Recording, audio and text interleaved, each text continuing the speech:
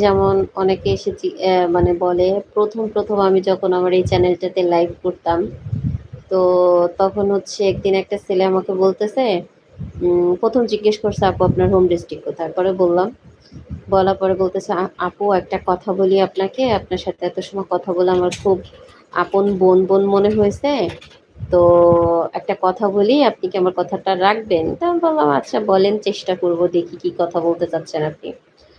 Please আপু, আপনার কাছে একটা অনুরোধ, আপনি কারো কাছে বলবেন না আপনি গোপালগঞ্জের মেয়ে। আমাকে আশ্চর্যজনক কথা, কেন? আমি গোপালগঞ্জের মেয়ে, তো কি হয়েছে?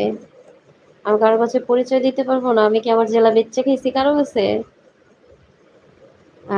পরে আমি প্রশ্ন করলাম তাকে যে কেন? কয়, যদি আপনি গোপালগঞ্জ পরিচয় দেন তাহলে আপনার লাইভে তেমন কেউ থাকবে না, কেউ আসবে না, আপনাকে পজিটিভলি কেউ নিবে না, আপনার চ্যানেল গ্রো করবে না।